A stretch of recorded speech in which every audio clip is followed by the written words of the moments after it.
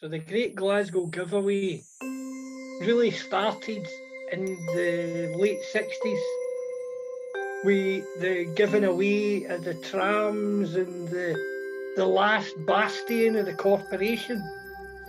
And in the 1970s, the rise of people like Pat Lally, the empire of Strathclyde Regional Council, the first of the Great Highwaymen, and the Great Glasgow Giveaway, and the super corporations that became the regional authorities.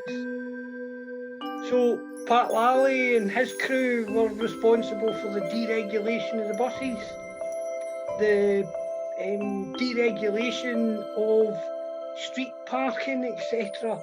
The things that really affect ordinary people going about their business. And for one reason only, and that was to grease the pockets of industry. And you can watch it happening all the way through the schools and the community centres and the lunch clubs, all the way until you get to people like Stephen Purcell. And then Purcell, you get the culture and sport and the Glasgow Life giveaway, where we've got things like St John and the Cross, the world famous piece of artwork that brings in millions every time it's loaned out. And how is that apportioned? That's apportioned to alcohol and mobile phone bills. So that's the Great Glasgow Giveaway in a nutshell.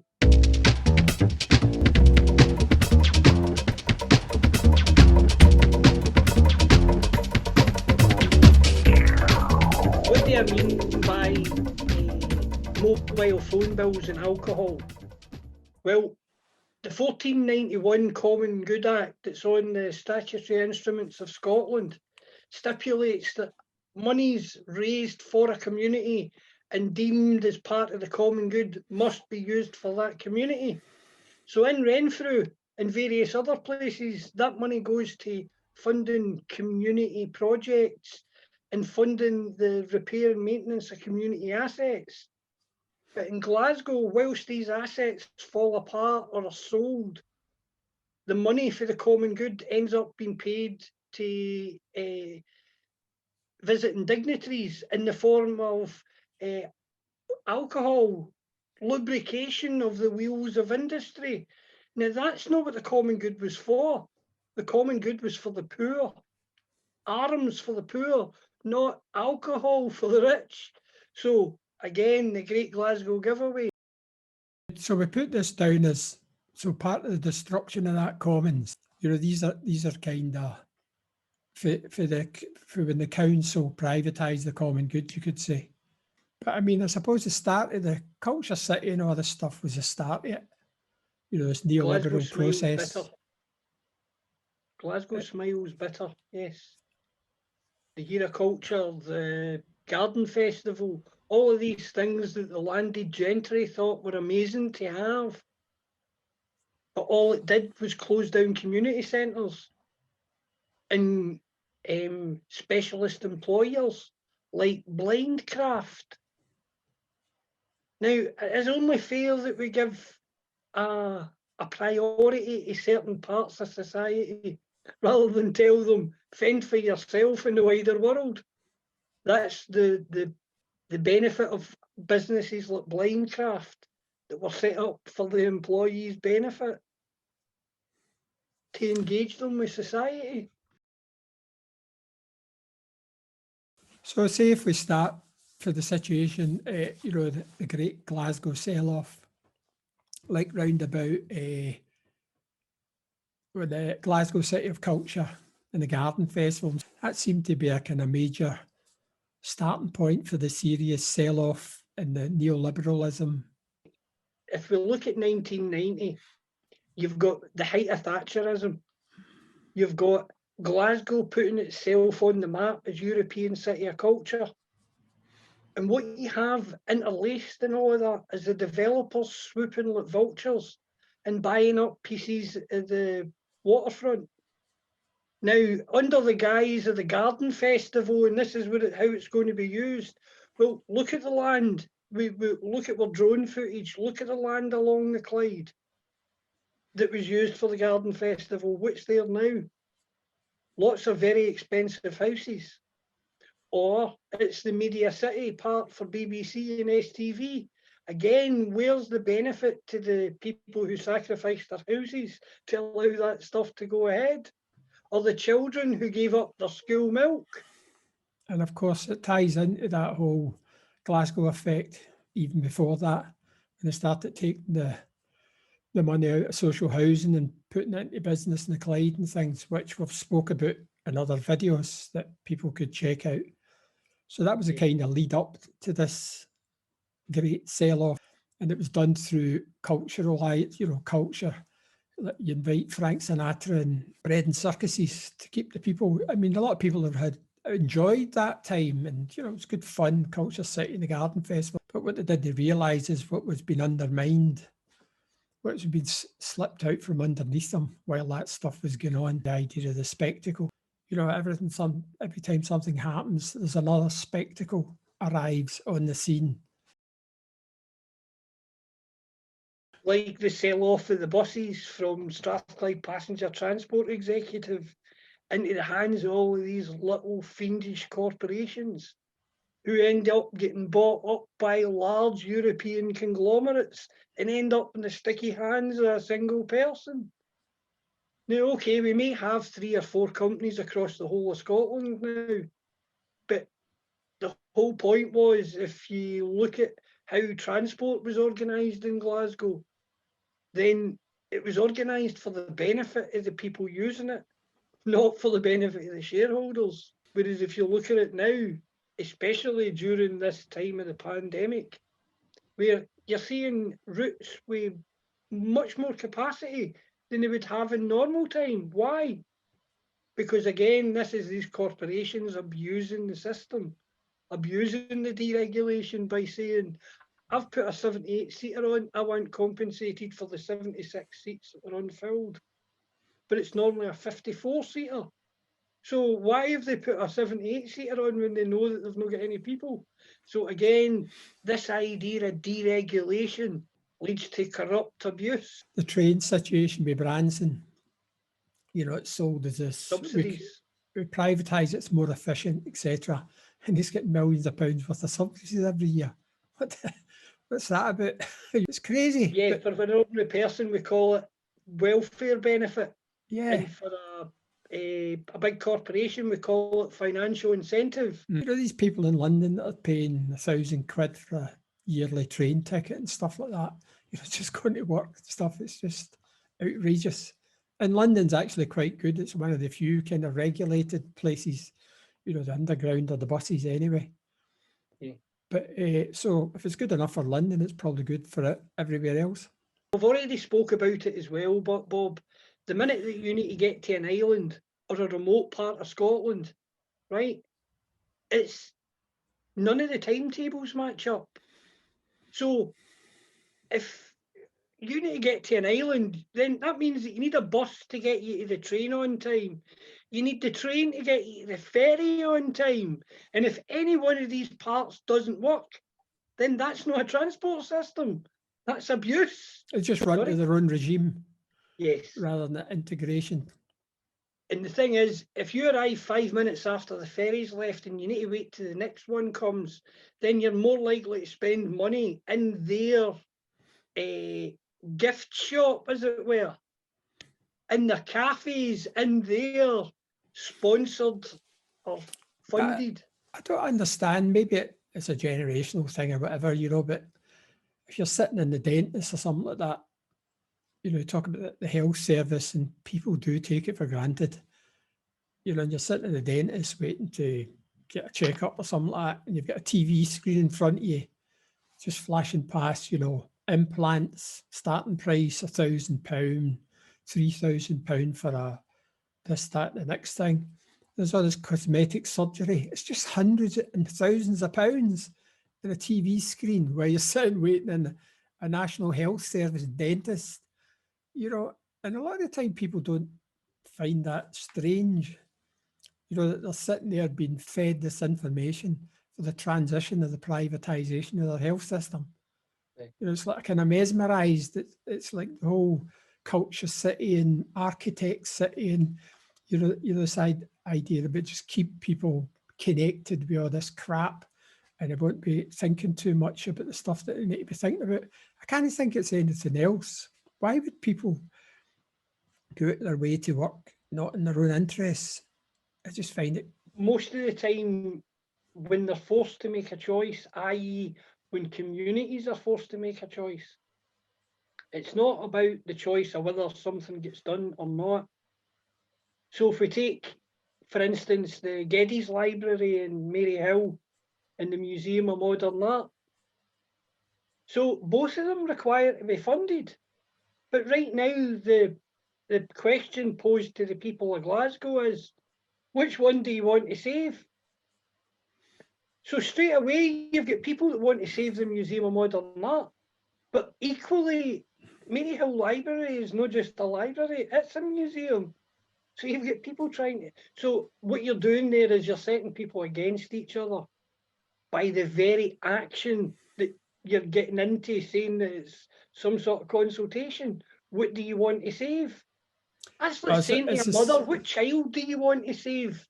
It's the same as the art school, the art school burns down. It's like, oh, we should build houses, why we spend all that money on that? Do both. You can do both. It's quite a nice building.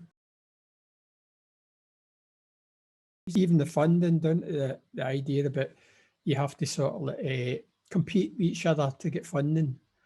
They say, okay, you can have £1,000, but you need to compete for it. So you have to collect your own, get people to vote for you, this kind of stuff. I mean, that could be corrupt as well. So they're not giving funding for what they think is the most beneficial project. They're giving it for the funding of who gets the most votes. Yeah. And it's been proven, there's been a few of them. It's just not very interesting projects, but they get the votes, so they get the funding. It's really, this, even at that stage, the reason you get funding is because you need a helping hand. But what they're giving you is competition. You need a helping hand, so you're going to have to compete for it. You know what I mean? It's not in the merit of what the thing is. It's how good you are at competing for the funding. Yes. I'm saying this is the Common Good Fund. That's where it lived. That was part of that discussion about what you do in your community and what you don't do in your community. Everybody had their commons, and they made the decisions within their local boroughs, their local communities. Now it's like much the same as when you're applying for these small grants. You have to be in competition. Partick has to be in competition with Govan, and Govan has to be in competition with Parkhead, etc., etc. And you'll be judged on you'll be judged on your fealty to the Führer. Exactly. Whether that be at Holyrood or who you know, who you don't know, etc., etc. It's much easier to get off on that kind of thing nowadays. Yeah. The one who knows the most people will get the funding immaterial, or whether there's a need for the funding. Who you've paid homage to. Yeah, and of course the common good is the idea, common to the people, for the good of the people. So that's the merit you get the money in. What's the best thing we can do with this money? Not who's got the loudest voice or who knows the most people. What's the most important thing we can do with this stuff? And this is what we need to get back to. And this is why the common good and the common good fund are useful tools for thinking about these things. Because when we were doing not bad, that is what we were using to do the thinking. Now, I don't know who does the thinking. Nobody knows who does the thinking. Things happen to people. They don't make them happen for them. Things happen to people. Or if you're unfortunate, nothing will happen to you. But again, just to link Garnet Hill there, right, with the school, when you look at the recent campaign, We Live in Rent, both in Govan and in Govan Hill, well, there's something that they have in common with Garnet Hill as well, and that is the campaign against the infestation of rats, because the lack of management of the waste. Now, okay, because of Sucky Hall Street running along Garnet Hill, you've got some of the commercial properties that have waste that attracts vermin. But when you add to that a lazy local authority refusing to carry out their obligation to each and individual citizen, and that is for the hygiene and safety of the wider community, right? In other words, the diseases that can be borne by pests, not just the rats, but obviously the maggots, the flies, the whatever. And then you add to it children playing in it, etc. No. So again, this is back to this idea of the Great Glasgow Giveaway. Not only did they give away all the assets, they formed all these arm's length external organisations to give away any semblance of responsibility. So the only responsibility that they have now is to say, well, we asked them to do it. They've not done it yet, so maybe next time we'll ask louder. That's not accountability under the law. Well, aye, but that's where it comes down to, the idea about the commons, the common good fund. You know, just having that narrative and a language that people can speak about that's fair, which is ridiculous stuff to talk about nowadays. What's fair?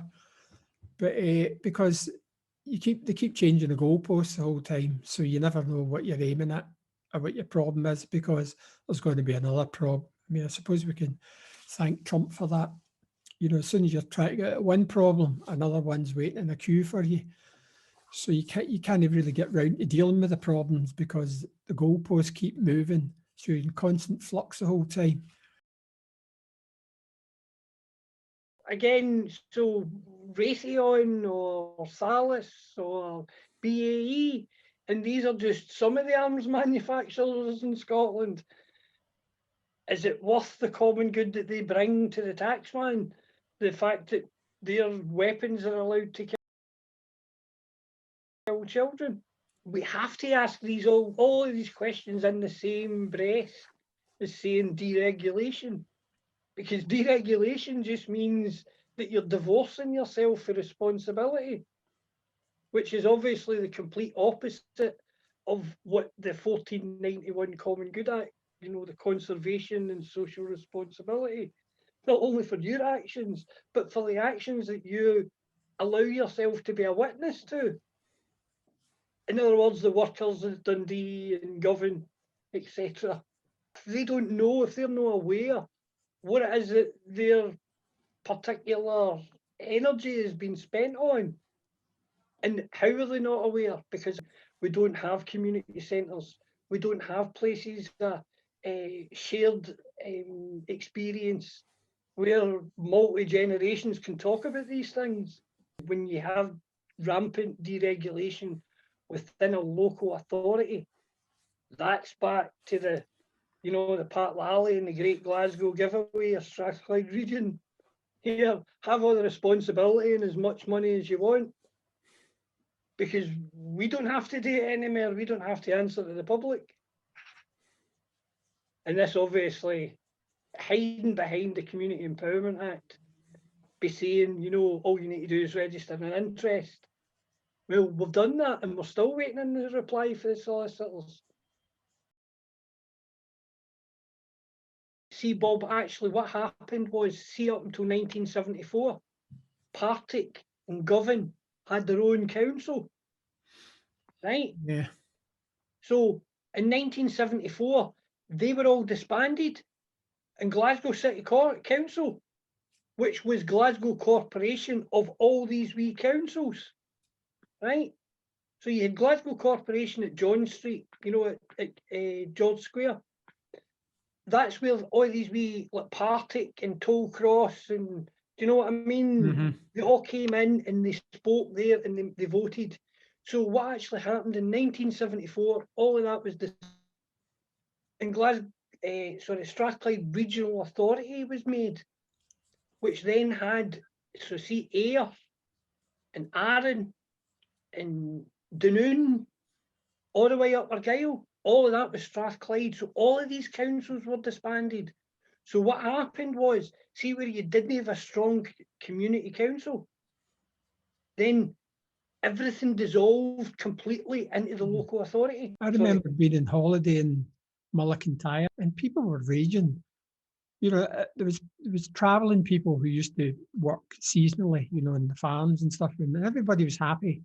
You know, they lived in the campsites, and the council insisted, Strathclyde Regional Council, you know, you're out in the middle of the country, and it's like, insisted that these people needed to stay in a council house, you know, and the only people that wanted them to stay in the council house was the council, but everybody else was like, you know, there's people looking for houses, just give them the houses. These people are happy living where they live. They don't need you to force them into a house. It costs a lot of money, etc. But just that idea about how come Strathclyde Regional Council's away up here, you know what I mean? Yes. It's the kind of thing you think about the inner city or something like that. Yeah. But that was that independence thing, when they tore away all that independence. And the boroughs were converted into the new councils. And that's when a lot of the common good obviously disappeared. Yes. Should have gone lock, stock and barrel from the old boroughs to the new councils. It started disappearing in removals vans, and it's been disappearing ever since. It's very basic, Bob. Every single council office should have been immediately put on the common good register. That's it. Like the building that they were in. By definition, the law stated that anything in ownership prior to 1974 must be entered into the register as an asset unless it can be proven that it was bought through an Act of Parliament. Mm-hmm. So, in other words, all of the business infrastructure that they had was purchased by the boroughs, not by an Act of Parliament. Because, you know, Govan Community Council or Govan Parish Council and the Partick Borough Council and the Burgess over there, they all had their own budgets and responsibilities. They bought their own stuff. Mm-hmm. Partick didn't buy stuff for Govan. Govan didn't buy stuff for Partick. People in these places, as we discussed, like Isabella Elder, who purchased the Queen Margaret Court. But the boroughs themselves were self-sufficient, and everything that they owned should have been then listed. Every title deed, every receipt, every asset as a piece of commons. And that's where Strathclyde Regional Council had everything, because it went into a spreadsheet somewhere that no one knew how to do. Computers back then, Bob, you know, it was a black art. So the Great Glasgow Giveaway, Pat Lally giving away, you know, the buses and the land. Stephen Purcell giving it away to culture and sport, which eventually becomes Glasgow Life. But at the same time, it's accelerated into giving away all the housing and any last vestiges of land. You know, look at all that land that was cleared in the East End for the games and never used.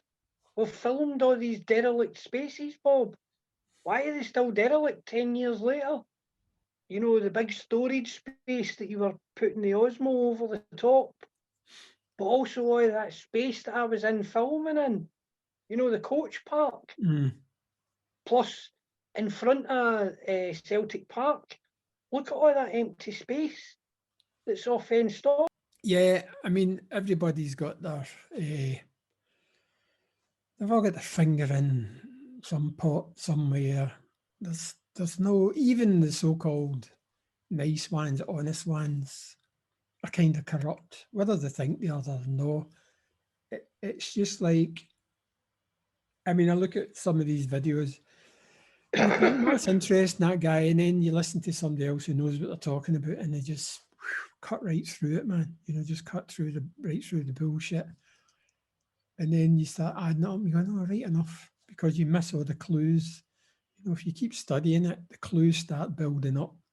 And then you really realise what people are saying. But if you're just watching sort of a couple of flicks on YouTube every now and again, all you're getting is the snippets. that give you a false impression that these people are on your side, which is what the whole council, I mean, representatives, you know, they're supposed to be on your side, you're going, but what are they about? If they were really on my side, why are they not speaking exactly the same language as I'm speaking? You know what I mean? How can they manage to exist in a place that's as corrupt as that without screaming it for the rooftops every day, which is what you reckon in the council. You know, everybody's got their kind of cut-off point where they draw the line, you know, like the journalism, nobody tells me what to say. You know, nobody has to tell you what to say because, you know, if you say certain things, you won't have a job. So why do they need to tell you what to say? You already know.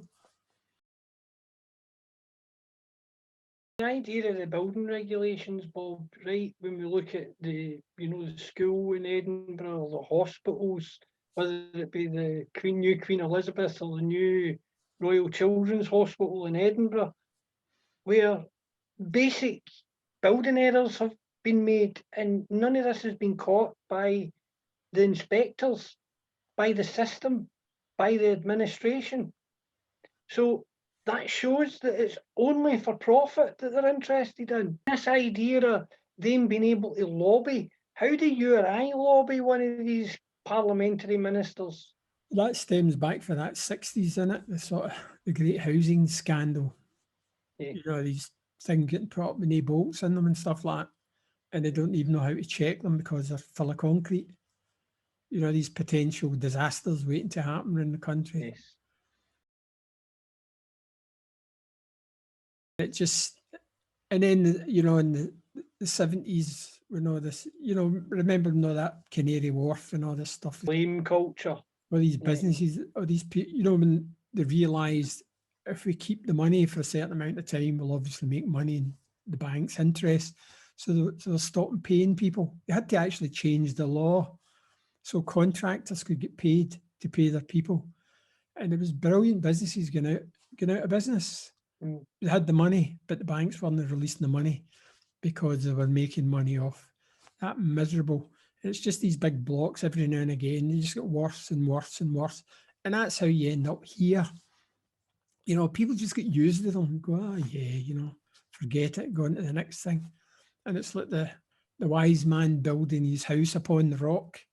If you build it upon the sand, it doesn't matter how good the structure is after that. It's action, yes. So you have to start off the way you mean to go on, or else you're just building on, you know, house of cards, whatever. And this is what's happening now. The house of cards is collapsing and we're sitting in the middle of a pandemic, and all the same process that they've used for culture or building buildings and everything else has just been, it's the same way, you know, it's like, just throw them something, see what happens, tell a lie, see if they'll take it. If they don't, give them another lie. And we've become so tied up in it as well, we feel kind of powerless. You know, like, what's the point? This is the way it is, you know what I mean? It's like, what can I do about it? Which is a brilliant time for actually changing it. You know, somebody was in the YouTube thing, they're just going, this year we should really start doing it. We should really start fighting back. Let's do it this year, we'll fight back. And I can totally understand what he's talking about. I'm going, why are people not fighting back? But it's a good time. It's a good time to start, because these guys have run out of protesting and start coming up with ideas of our own invention of the common good fund. Reevaluating how it could benefit society. And the way it benefits society is by creating longevity. Drug death problems, poverty problems, these are not solved in an administration. And quite often they're never solved in a generation either. So it needs a longer thinking, longer looking project. And what better way to enshrine that than the common good?